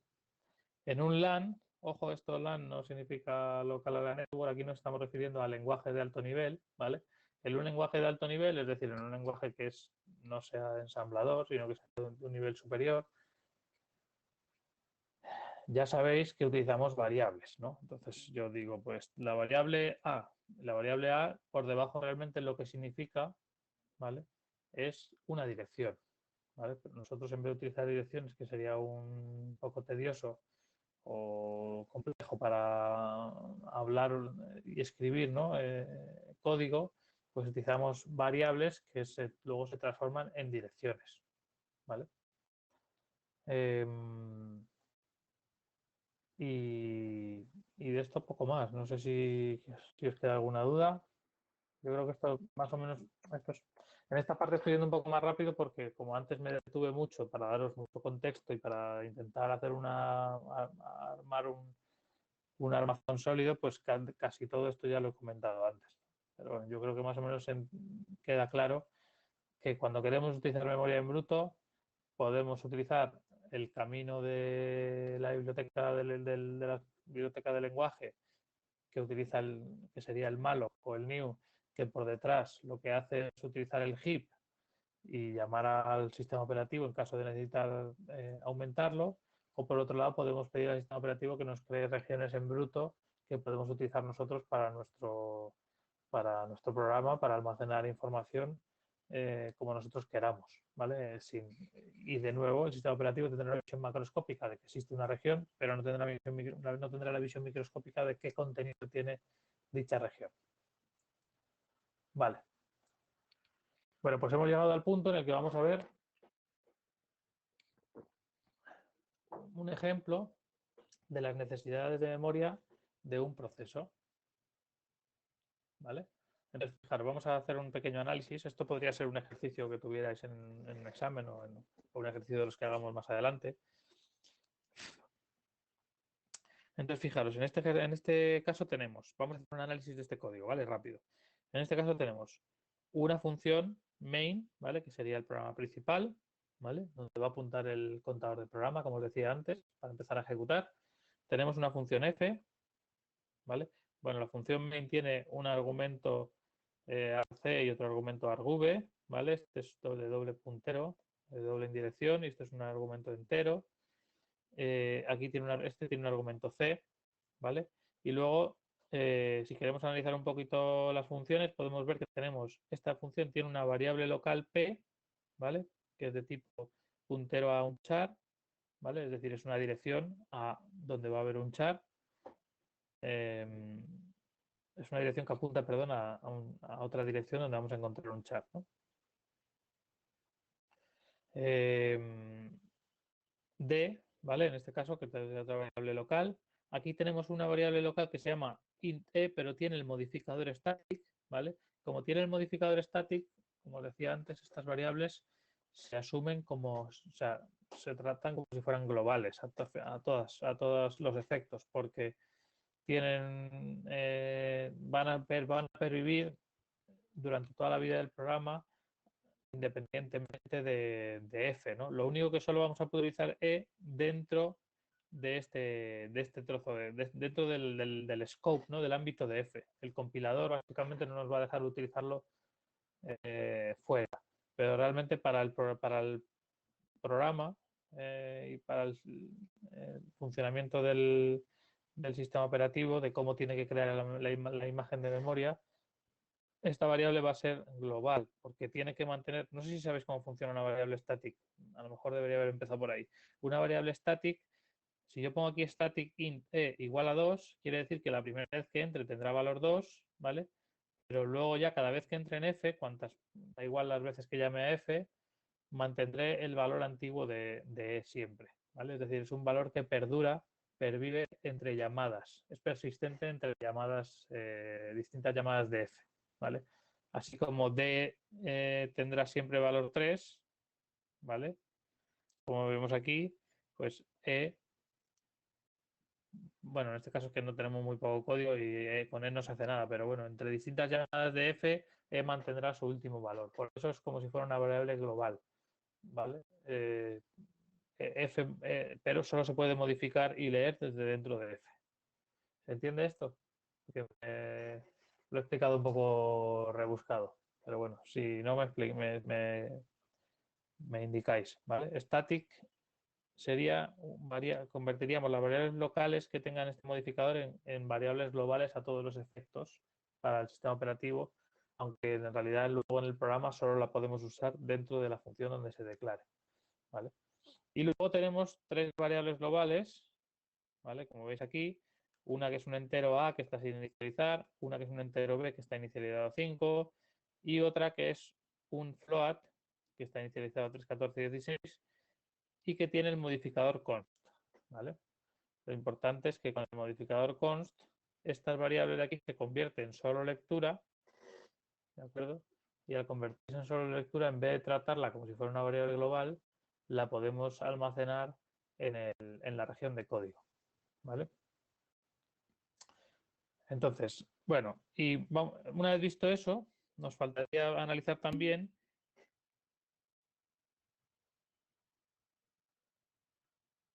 Eso es. Mario, gracias por la pregunta y por hacer énfasis. Efectivamente, o sea, una vez que, la primera vez que entra, E valdrá 2, pero si después aquí, por ejemplo, hubiera un código que ponga E igual a E más 1 o E más, lo que sea, bueno, pues en la siguiente entrada E valdrá 3, ¿vale? Y en la siguiente E valdrá 4, y en la siguiente E valdrá 5, y en la siguiente E valdrá 6, ¿vale? Es como si fuera una variable. Antes de pasar a la pregunta de Miguel, claro, Mario, pero es que fíjate, aquí esto es interesante. Es que es como si fuera una variable global, ¿vale? Es como si, imagínate como si lleváramos esto aquí arriba, ¿vale? Int e igual a 2. Es exactamente eso, es una variable global, ¿vale? Sí, ahora hablo de las macros del preprocesador, ahora hablo de esas. Em, ¿Vale? Es como si lleváramos E a variable global, pero solo la pudiéramos usar dentro de este scope, de este ámbito. Pero eso no lo va a controlar el compilador. Cuando compilemos nos va a decir, está usted llamando a una variable que es local desde fuera del scope, desde fuera del ámbito de esta función, ¿vale? Pero es a todo. Eso es. Gracias por verbalizarlo así, porque así queda más claro. Siempre, la variable static int, aunque no llames a la función f, tiene un espacio de memoria y está en la región de datos. ¿Vale? Fenomenal. Gracias, Mario, por la pregunta. Y con respecto a las macros del preprocesador, es otra cosa. Las macros del preprocesador, si tú pones aquí, es que no me cabe, ¿no? Pero si pones define y pones A3, la macro del preprocesador lo que va a hacer es sustituir donde yo tenga A, si yo tuviera, por ejemplo, A aquí, va a sustituir A por 3, ¿vale? Pero eso lo va a hacer antes de compilar, es un paso previo. Esto lo contaré un poco más adelante también, cuando hable de bibliotecas dinámicas, pero cuando yo tengo un programa en C, lo siguiente que tengo, lo primero que se hace es, o en C o en H, lo primero que se hace es el preprocesador, ¿vale? Que es básicamente se hacen esas sustituciones, ¿vale? Son sustituciones y eso nos genera un nuevo código y ya ese código es el que se compila. ¿Vale? Y ese código es el que nos genera el punto O de binario de objeto y a partir de ahí el ejecutable. ¿Vale? ¿Se entiende? Los defines son macros o son llamadas del preprocesador y son sustituciones que se hacen antes de compilar. No es equivalente. Al final vamos a obtener el mismo resultado, si es lo que me estáis preguntando. Sí, lo que pasa es que el mismo resultado con respecto a pi, ¿vale? Pi aquí está definido como variable, como una variable global constante, ¿vale? Y el define podría ser lo mismo. Yo podría poner aquí pi 3, 14, 15 y funcionaría igual en ese sentido. La diferencia un poco es que esto tiene más semántica, ¿vale? Esto tiene más semántica porque tiene un tipo, ¿vale? Y nos está asegurando que le vamos a dejar un espacio de memoria de ese tipo. Mientras que aquí, al poner pi 3, 14, 15, luego podríamos hacer, por ejemplo, no está claro de qué tipo es, ¿no? No sabemos si es un float, si es un doble. Bueno, la realidad es que al no poner nada, el compilador va a asumir que es un doble. Si le pusiéramos una F, asumiría que es un float. Pero bueno, son cosas distintas, ¿vale? Eh, Aunque pueden llegar a dar el mismo resultado. O sea, se pueden utilizar más o menos para lo mismo, pero no para lo mismo que el static, ¿eh? Sería para lo mismo que las constantes. El static es una variable global, pero de uso local, ¿vale? Ese es un poco el resumen. el static es una variable, es una variable global a todos los efectos y para el sistema operativo es global, le va a tener que dejar espacio, aunque no se llame f, ¿vale? Y le va a tener que asignar este valor. Este valor 2 va a estar en la región de datos, va a estar en el ejecutable, ¿vale? En la sección de datos con valor inicial y la variable e va a estar en memoria, va a estar en la región de datos con valor inicial y la fuente va a ser esa sección del ejecutable, ¿vale? Para darle ese valor de 2. Pero bueno, de uso solo exclusivo dentro de... O sea, solo se va a poder invocar a E, solo se va a poder hacer escrituras o lecturas de dentro de ese procedimiento F o de esta función F, pero el tratamiento va a ser como si fuera una variable global, ¿vale?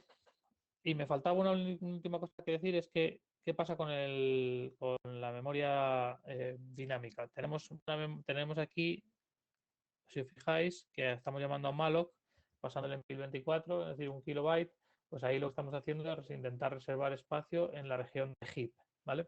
Entonces, si os fijáis, los tipos de memoria requeridos por este proceso, que están aquí recogidos, serían, vamos a necesitar memoria para el código, ¿vale? Que el código es todo esto, ¿vale? Este código lo pasaremos por un compilador, por ejemplo el GCC, como supongo que usáis en las prácticas, pero hay otros. Eso nos generará un código máquina y ese código máquina irá al ejecutable y es el que utilizaremos para rellenar la sección de la región, perdón, de código, ¿vale? ¿Qué más? Con respecto a datos tenemos datos declarados, tenemos los estáticos, ¿vale? Los estáticos serían constantes y cadenas. Esto no lo he comentado, pero las constantes sí lo comentaba antes, perdón. Sí que he comentado que las constantes serán utilizadas como irán en la región de código, ¿vale? Y las cadenas también, porque son cosas que no cambian, ¿vale?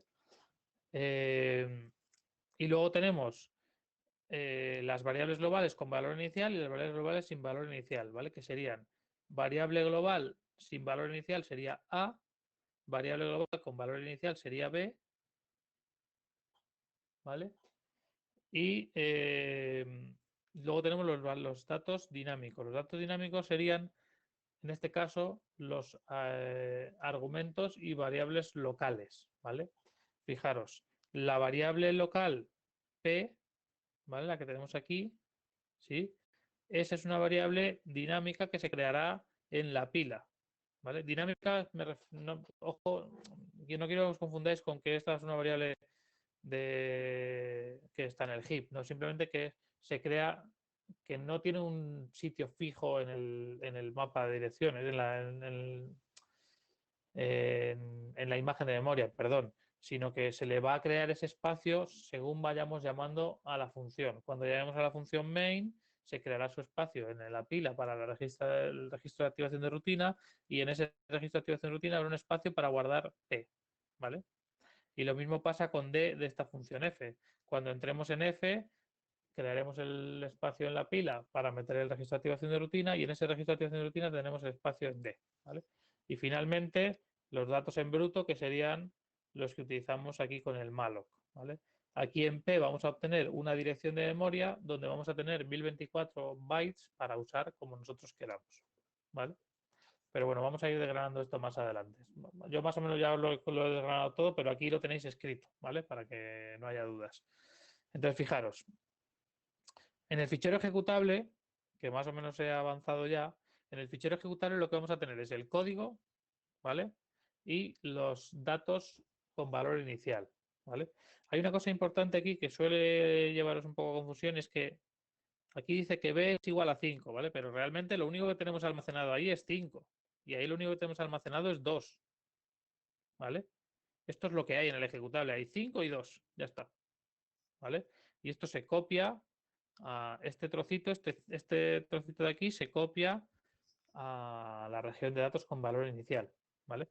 Esto que pone de B y E es simplemente para que nos entendamos nosotros, que ese 5 corresponde a la variable B, pero es que B es un nombre que utilizamos, es una etiqueta que utilizamos para el lenguaje de alto nivel, pero esto cuando ya está en ejecución, obviamente Los nombres de B y de E ya no existen, solo hablamos de direcciones y valores, ¿vale?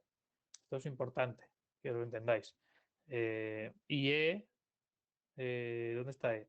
E es el estático que habíamos dicho antes, ¿vale? Que al ser un estático se tiene que tratar como variable global, ¿vale? Entonces tenemos B como variable global y E como estático se trata como variable global. Y guardaremos sus valores en la sección del fichero ejecutable para para datos con valor inicial, ¿vale?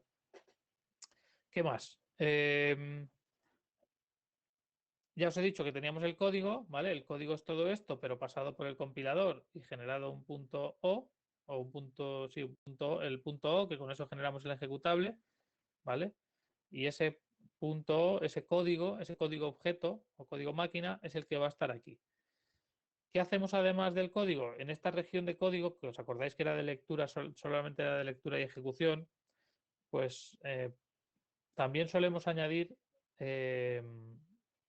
dos cosas adicionales. Las constantes y las cadenas, ¿vale? Que lo tenéis aquí. Las constantes y las cadenas, como son inmutables, se suelen meter en la sección de código. Podrían ir en la sección de datos también, pero se suelen meter en la sección de código, en la región, perdón, en la región de memoria de código, ¿vale? Entonces, fijaros, aquí tendremos un espacio para el código y luego tenemos un espacio también, pero dentro de lo que es la sección de código del ejecutable, tendremos espacio para meter el 3.14, bueno, fijaros que aquí pone 3.14.16 y aquí pone 3.14.15.92, pero bueno, da igual, eso es un detalle. Debería poner lo mismo en los dos, ¿vale? Y la cadena Hola Mundo, que la tenemos aquí, que esto también es interesante. ¿Qué hacemos con este Hola Mundo? ¿Dónde lo almacenamos? Esta cadena. Bueno, pues esto como es una cadena y es inmutable, pues suele ir en la región de código, ¿vale? Y entonces, fijaros que Hola Mundo es Hola Mundo barra N y aquí añadiría una cosa más y es que falta un barra cero, ¿vale? Es decir, tenemos Hola Mundo barra N barra cero. Es decir, y un espacio. O sea que esto tiene 1, 2, 3, 4, 5, 6, 7, 8, 9, 10, 11, 12 caracteres. ¿Vale? Esto estará ocupando 12 size of char, 12 bytes, porque el size of char, el tamaño de un char, es de 1. ¿Vale? ¿Tenéis esto claro? Porque esto no lo había avanzado antes porque era un poco específico, pero tenéis que quedaros con la idea vosotros simplemente de que las constantes y las cadenas, como son inmutables, suelen estar en la región de código y por tanto también están en el fichero ejecutable. Esos valores que tienen inicialmente suelen estar en la región perdón, en la sección del código del ejecutable, ¿vale? No tiene sentido hacer una variable constante que no tenga valor inicial, porque ¿vale? Esto no tiene ningún sentido. Seguir, ¿no? Si yo tengo una variable constante que no le doy valor inicial, pues nunca le podré dar valor inicial, ¿vale? Así que eso no tiene ningún sentido, porque es inmutable. Entonces las variables constantes siempre tienen valor inicial y por tanto el valor inicial hay que guardarlo en la región de código. Importante de nuevo que este pi igual, esto no existe, ¿vale? En el código realmente. Esto está puesto aquí para que se entienda, ¿vale? Para que entendamos que estamos refiriéndonos a ese pi, pero realmente lo que se guarda es el valor. Más cosas. Los datos estáticos, esto es lo mismo que he contado antes, pero por hacer énfasis, los datos estáticos y los datos globales con valor inicial, ¿vale? Esto es importante aquí. Aquí quizá me doy cuenta que podría faltar globales, ¿vale? Para que no haya dudas. Los datos estáticos y las variables globales con valor inicial, van a estar en la zona de datos con valor inicial del ejecutable. ¿Vale? ¿Por qué? Porque tenemos que guardar este 5 y este 2, ¿vale? Como os decía antes. Esta B, esta B y esta E, esto no aparece realmente en el ejecutable, ¿vale? Solo tenemos el 5 y el 2, que es lo que necesitamos, ¿vale? ¿Se entiende? Esto es importante que lo tengáis claro por dos razones. Una, porque es interesante que entendáis cómo funciona esto, porque vais a ser ingenieros. y tengáis claro cómo funciona, cómo se ponen en ejecución los procesos, porque si no, si nos quedamos en un nivel demasiado alto, lo que hay por debajo nos parece completamente magia, ¿no?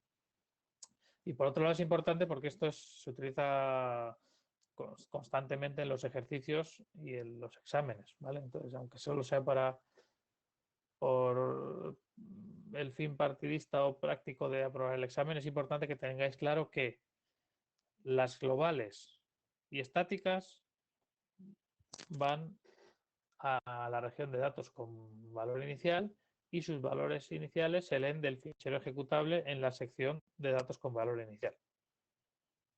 ¿Vale? Vale, y entonces hemos visto, perdón, vuelvo para atrás y hemos visto en el fichero ejecutable dónde están las constantes y las cadenas, ¿vale? Y dónde están las globales y estáticas en el fichero ejecutable.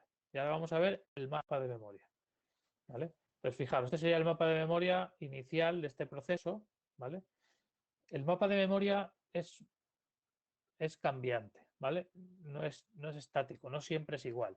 Entonces, si queremos saber cómo es la imagen de memoria, no el mapa de memoria, que me he equivocado. O sea, el mapa de memoria siempre es el mismo. La imagen de memoria de un proceso, disculpadme, no es siempre igual, sino que va cambiando a lo largo de la ejecución del proceso. O puede cambiar, ¿vale? Podría no cambiar si el proceso es muy sencillo. Pero puede ir cambiando. Entonces, cuando se os pida o cuando queráis analizar la imagen de memoria de un proceso, tenéis que hacerlo en un momento determinado de la ejecución, ¿vale? Entonces, los problemas que vamos a hacer y los problemas de examen siempre dicen analice cómo es la imagen de memoria de un proceso cuando está ejecutando la línea X, una determinada línea, ¿no?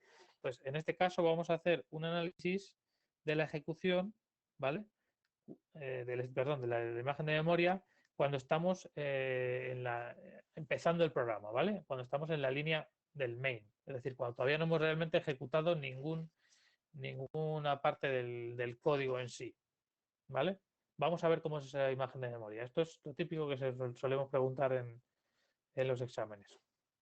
Entonces, siempre vamos a tener una región de código, ¿vale? Que la tenemos ahí, ¿vale? Vamos a tener la región de datos con valor inicial, sin valor inicial y el heap, ¿vale?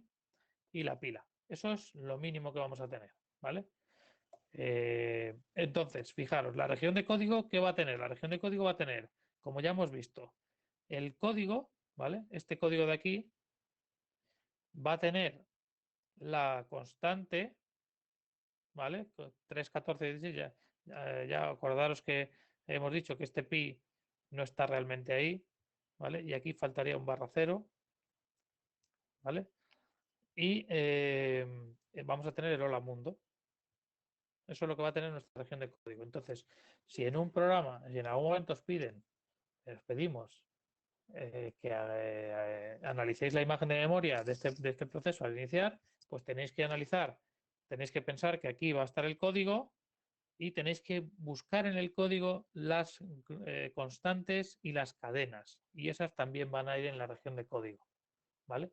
Y van a ser compartidas, esta región va a ser compartida y va a tener permisos de lectura y ejecución, ¿vale? Esto en realidad es un poco problemático aquí porque estas dos líneas, estas dos partes de la memoria, realmente el permiso de ejecución ahí es un poco delicado porque realmente no son instrucciones, son datos. Pero bueno, es un mal menor para asegurarnos que, que son inmutables, ¿vale? Porque no tienen permiso de escritura, ¿vale? Entonces, es típico que os podamos decir, pues, ¿cuánto ocupa la región de código? ¿Vale? ¿Cuánto ocupa? ¿Cuántas páginas? Y si yo os preguntara esto ahora mismo, pues no me podríais responder, no tendríais respuesta. ¿Por qué? No podríamos responderlo porque el tamaño del tamaño del código está en lenguaje de alto nivel, está en C, pero no sabemos qué tamaño tendrá cuando lo pasemos a código máquina, ¿vale? O sea que si nos preguntaran cuál es el tamaño de este de la región de código de este programa, de esta imagen de memoria de este programa, nos tendrían que decir también cuál es el tamaño del código, porque si no, no lo podemos calcular, ¿vale? Entonces, imaginaros que nos dicen que el código ocupa 1500 bytes, por decir algo, ¿no? ¿Vale? Y el tamaño de página, el page size, es de 1024. ¿Vale? Entonces, si quisiéramos saber el tamaño de la región de código, tendríamos que mirar cuál es el tamaño de pi y cuál es el tamaño de Hola Mundo. Hola Mundo ya dijimos antes que eran 12 bytes, ¿vale? Y el tamaño de pi es un float, ¿vale? Y los float ocupan 4 bytes, ¿vale? 4 bytes. Los flotantes ocupan 4 bytes. Por tanto, tenemos 1500 bytes más 4 bytes más 12 bytes, ¿vale? Que son 1516. Pero, y aquí viene el pero más importante, una región de memoria nunca puede ocupar un número, tiene que tener, perdón, siempre un tamaño eh, de un número de páginas entero, ¿vale? O un número entero de páginas. Y en este caso, 1516 no es un número entero de páginas, ¿vale? Entonces lo que haríamos sería dividir esto entre 1024, esto nos daría 2, algo, ¿vale? Perdón, 1, algo, disculpad, 1, algo, y redondearíamos hacia arriba y diríamos que ocupa 2 páginas, ¿vale? Por tanto, el código ocupa 2 páginas, ¿sí? Aquí no lo estamos dibujando y ya lo dibujaremos, pero realmente de esas 2 páginas hay buena parte que está, o hay una parte que está sin usar, ¿vale? Esto aquí no lo hemos dibujado, pero lo dibujaremos más adelante y lo haremos en los ejercicios. Pero bueno, os estoy avanzando cosillas. ¿Esto más o menos lo tenéis claro? ¿Me estoy explicando bien?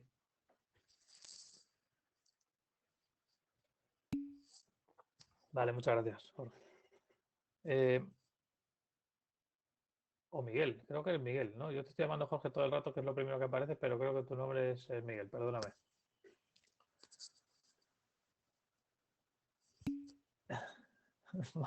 Vale, lo siento.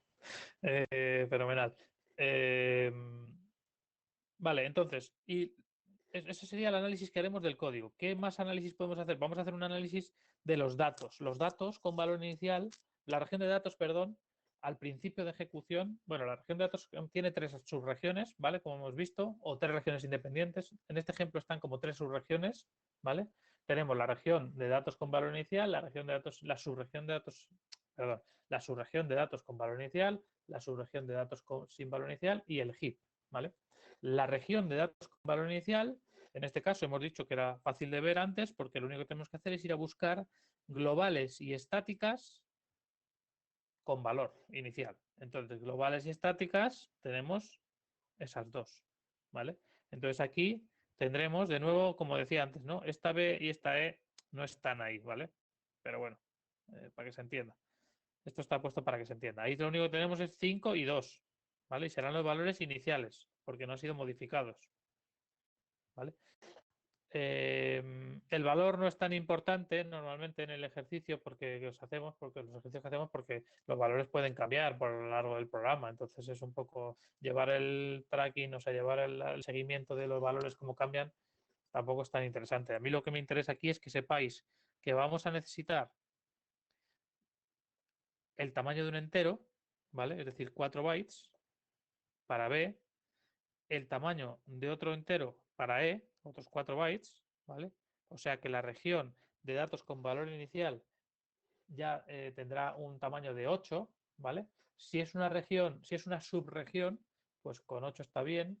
Si es una región independiente, esos 8 en realidad habrá que alinearlos al tamaño de página y como hemos dicho que el tamaño era un ejemplo, ¿no? Y hemos dicho que el tamaño de página era 1024, pues esa región ocuparía una página, de las cuales realmente solo estaríamos usando 8 bytes, ¿vale? Pero bueno, ese sería eh, el caso. En este caso, como son 3 subregiones de la misma región, pues ocuparía 8 bytes. Y lo siguiente que tenemos que ver es qué tiene la subregión de datos sin valor inicial. La subregión de datos sin valor inicial tiene los datos que no han sido inicializados, los globales, o globales o constantes que no han sido inicializadas. En este caso, A, ¿vale? Y A, pues sería I. De nuevo, A no estaría, ¿vale? Entonces, ¿qué tendríamos? ¿Por qué pone una interrogación? ¿Qué tendríamos que tener ahí? En realidad, esa interrogación no me convence mucho porque lo que tendríamos es ceros, ¿vale? Lo rellenaríamos a ceros.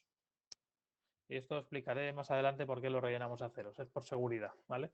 Es para sobreescribir cualquier posible basurilla que quedara de un proceso anterior en el soporte físico de esa página. Pero bueno, esto lo explicaré, no me quiero liar ahora, lo explicaré más adelante, ¿vale? Entonces, bueno, no me convence mucho esto de A igual a, a interrogación, sería más bien que lo inicializamos a cero, ¿vale? Pero bueno, es un detalle, no tiene mucha importancia. El heap, de momento no lo hemos usado, así que está vacío, ¿vale? Y entonces, ¿cuánto ocuparía la región de datos sin valor, el de datos con valor, la región de datos, ¿vale? Que sería toda la región de datos, que tiene la subregión de datos con valor inicial, la subregión sin valor inicial y el heap. Pues ocuparía, B ocuparía 4, E ocuparía 4, A ocuparía 4 también, así que serían 12 bytes. El heap vamos a asumir que como está vacío, pues ocupa 0 de momento.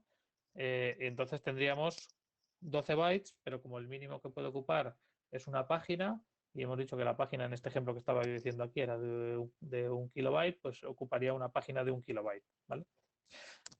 Es importante que os fijéis en este huequito que está aquí, ¿vale? Este huequito que está aquí es simplemente para indicarnos que hay trozos vacíos de memoria en medio, o direcciones de memoria que no se van a usar, o que las hemos dejado de hueco, porque esta región tiene que empezar en una dirección alineada a página, ¿vale? Esto es muy importante. Más cosas que podemos ver aquí cuando hacemos el análisis del mapa de memoria al inicio de ejecución. Bueno, pues podemos ver también que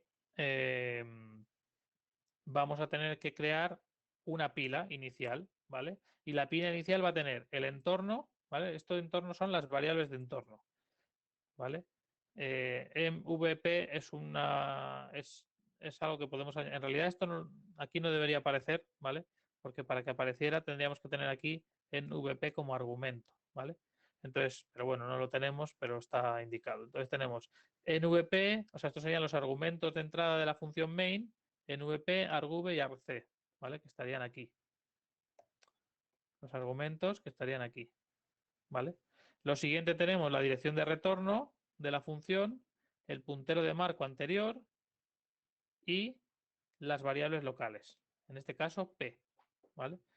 Entonces, esto sería, una vez que entramos en esta función, sería lo que nos encontraríamos. ¿Vale? Muy importante. El entorno es lo que está al principio. Esto es el RAR del main y el RAR siempre va a tener esta estructura. Bueno, podría tener otra estructura distinta, pero para nosotros vamos por simplicidad, según el sistema operativo, la versión,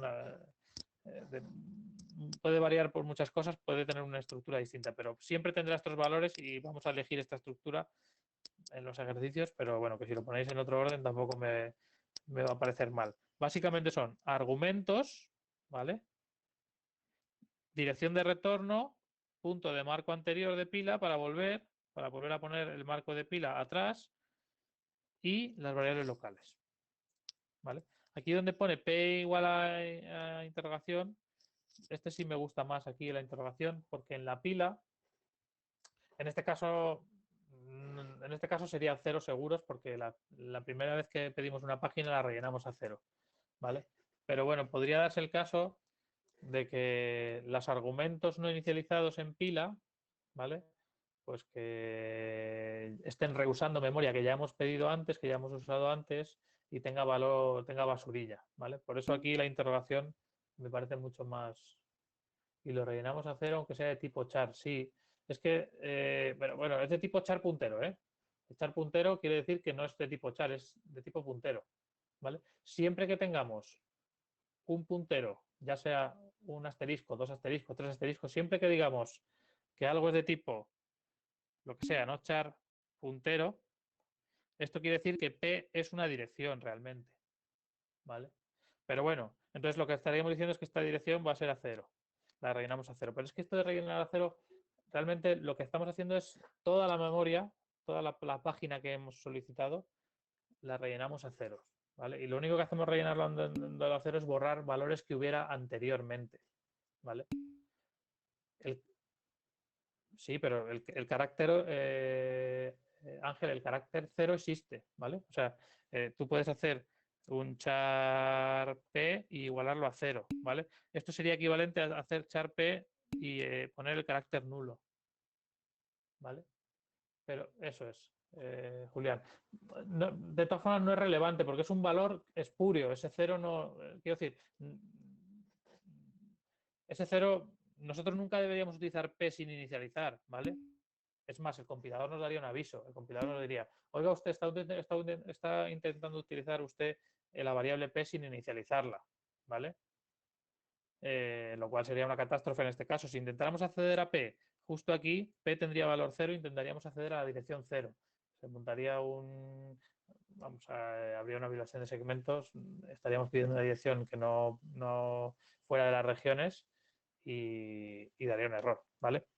Es decir, en este caso, P no lo inicializamos porque lo vamos a inicializar en la siguiente llamada. Le vamos a dar un valor, vamos a hacer un malloc. Ese malloc nos va a dar una dirección de heap, ¿vale? La dirección 0x lo que sea, y ese es el valor que vamos a tener en P, ¿vale? Vamos a tener que P está apuntando a una dirección del heap, ¿vale? El valor de 0 simplemente es porque lo rellenamos todo a 0 para sobreescribir. Es como, a ver cómo lo explico, yo creo que me vais a entender. Si tú le vas a vender un disco duro, vas a vender un disco duro por Wallapop, pues lo primero que tienes que hacer es borrar toda la información de tu disco, ¿no? Para que el que venga después no se encuentre cosas que no debería. Pues básicamente es por eso lo rellenamos a 0. Es simplemente para dar un valor, borrarlo. En vez de rellenar a 0, lo podríamos rellenar todo a Fs, o sea, a unos. ¿Vale? Sería igual en este caso.